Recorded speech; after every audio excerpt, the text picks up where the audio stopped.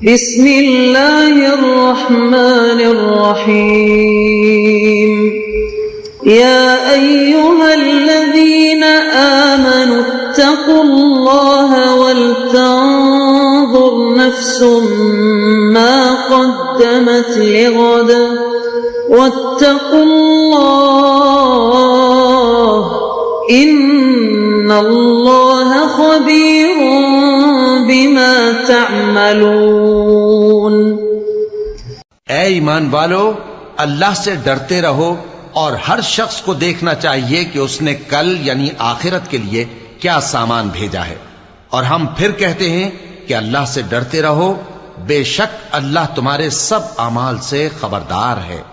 بسم اللہ الرحمن الرحیم، الحمد للہ رب العالمین، والصلاة والسلام على اشرف الانبیاء والمرسلین وعلى آلہ واصحابہ اجمعین ومن تبعہم باحسان الى یوم الدین۔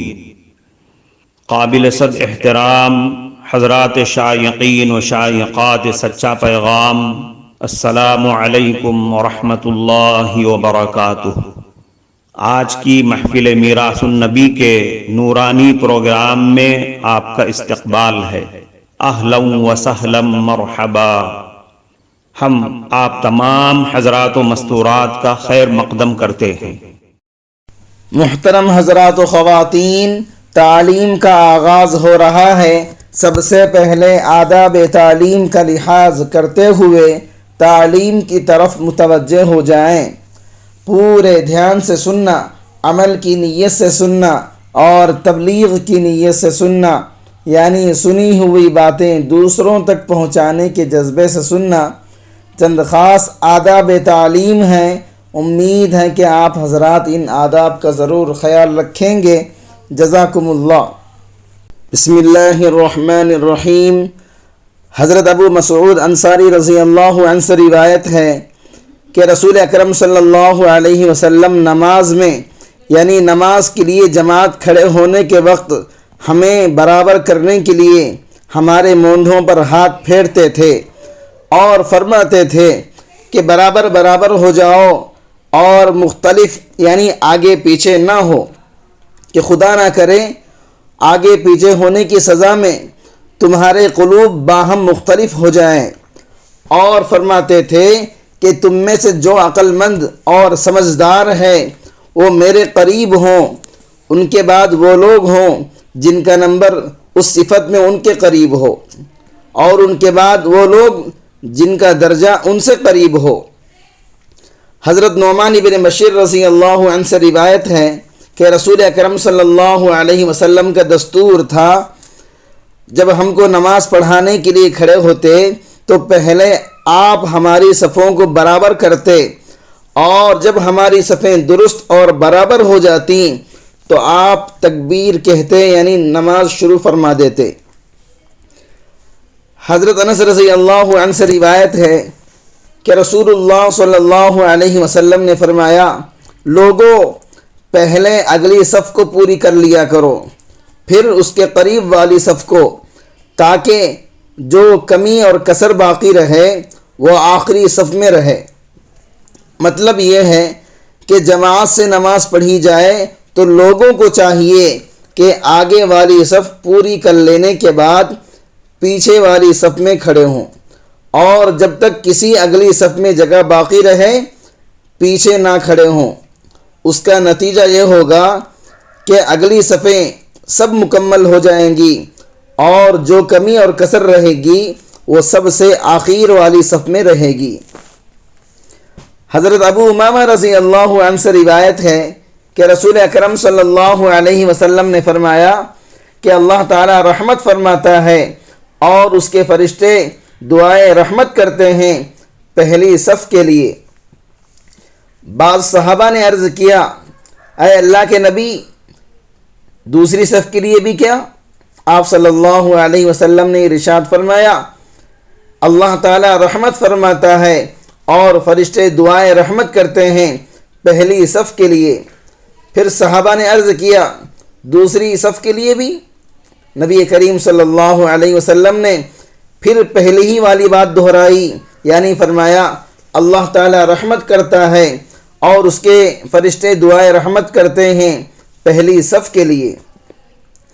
پھر آپ صلی اللہ علیہ وسلم سے عرض کیا گیا، اے اللہ کے نبی دوسری صف کے لیے بھی؟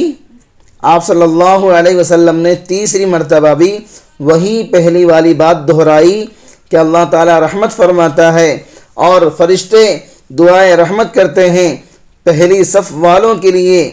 ان لوگوں نے پھر عرض کیا، اے اللہ کے نبی دوسری صف کے لیے بھی؟ تو اس چوتھی مرتبہ آپ صلی اللہ علیہ وسلم نے فرمایا دوسری صف والوں کے لیے بھی۔ اس حدیث سے معلوم ہوا اللہ تعالیٰ کی خاص رحمت اور فرشتوں کی دعائے رحمت کے خصوصی مستحق پہلی صف والے ہی ہوتے ہیں۔ دوسری صف والے بھی اس سعادت میں اگرچہ شریک ہیں لیکن بہت پیچھے ہیں۔ مطلب یہ ہے کہ پہلی اور دوسری صف میں بظاہر اور ہماری نگاہوں میں فاصلہ تو بہت ہی تھوڑا سا ہوتا ہے، لیکن اللہ تعالیٰ کے نزدیک ان میں بہت زیادہ فاصلہ ہے۔ اس لیے اللہ کی رحمت کے طالب کو چاہیے کہ وہ حتی الوسع پہلے ہی صف میں جگہ حاصل کرنے کی کوشش کرے، جس کا ذریعہ یہی ہو سکتا ہے کہ مسجد میں اول وقت میں پہنچ جائے۔ محترم ناظرین کرام، اس دینی اور ایمانی بیان کو سننے کے دوران ہی اس کو لائک کر دیجئے اور شیئر بھی کر دیجئے تاکہ دوسرے بھی اس سے فائدہ اٹھا سکیں۔ اللہ آپ کو جزائے خیر عطا فرمائے۔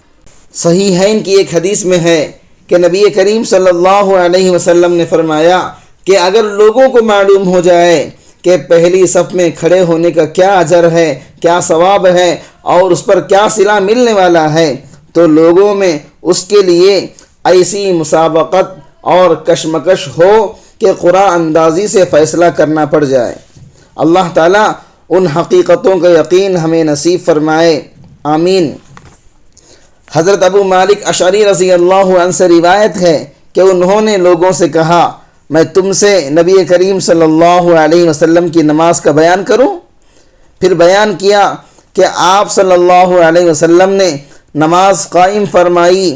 پہلے آپ نے مردوں کی صف بنوائی، ان کے پیچھے بچوں کی صف بنائی، پھر آپ نے ان کو نماز پڑھائی۔ اس کے بعد فرمایا، یہی طریقہ ہے میری امت کی نماز کا۔ اس سے معلوم ہوا صحیح اور مسنون طریقہ یہ ہے کہ مردوں کی صفیں آگے ہوں اور چھوٹے بچوں کی صفیں ان کے پیچھے الگ ہوں۔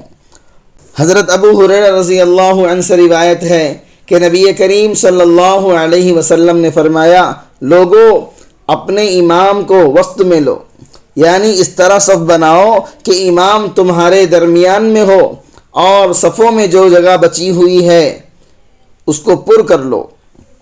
حضرت جابر رضی اللہ عنہ سے روایت ہے، ایک دفعہ نبی کریم صلی اللہ علیہ وسلم نماز کے لیے کھڑے ہوئے، یعنی آپ نے نماز شروع فرمائی، اتنے میں آ گیا اور نیت کر کے آپ صلی اللہ علیہ وسلم کے بائیں جانب کھڑا ہو گیا۔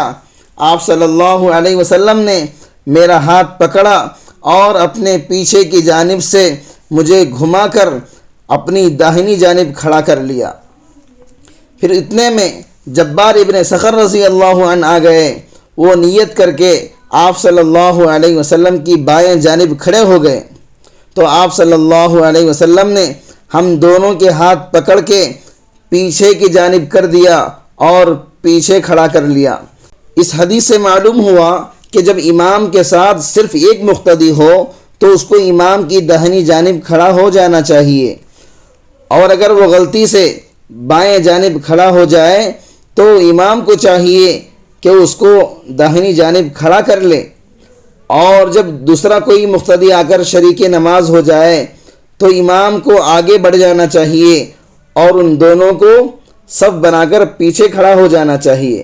حضرت وابصہ ابن معبد رضی اللہ عنہ سے روایت ہے کہ نبی کریم صلی اللہ علیہ وسلم نے ایک آدمی کو دیکھا کہ وہ صف کے پیچھے اکیلے کھڑا نماز پڑھ رہا ہے، تو آپ صلی اللہ علیہ وسلم نے اس کو دوبارہ نماز ادا کرنے کا حکم دیا۔ صف کے پیچھے اکیلے کھڑے ہو کر نماز پڑھنے میں چونکہ جماعت اور اجتماعیت کی شان بالکل نہیں پائی جاتی، اس لیے شریعت میں یہ عمل اس قدر مکروہ اور ناپسندیدہ ہے کہ نبی کریم صلی اللہ علیہ وسلم نے اس آدمی کو نماز دوبارہ ادا کرنے کا حکم دیا۔ اگر کوئی آدمی ایسے وقت جماعت میں شریک ہو کہ آگے کی صف بالکل بھر چکی ہو اور اس کے ساتھ کھڑا ہونے والا کوئی دوسرا نمازی موجود نہ ہو، تو اس کو چاہیے کہ آگے کی صف میں سے کسی جاننے والے آدمی کو پیچھے ہٹا کر اپنے ساتھ کھڑا کر لے۔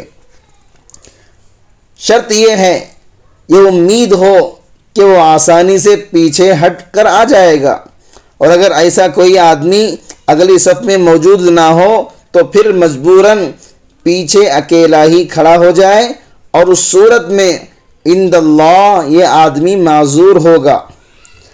حضرت انس رضی اللہ عنہ سے روایت ہے کہ میں نے نماز پڑھی نبی کریم صلی اللہ علیہ وسلم کے پیچھے اپنے گھر میں، اور میرے ساتھ میرے بھائی یتیم نے بھی، یعنی ہم دونوں صف بنا کر نبی کریم صلی اللہ علیہ وسلم کے پیچھے کھڑے ہوئے، اور ہماری والدہ ام سلیم ہم دونوں کے پیچھے کھڑی ہو گئیں۔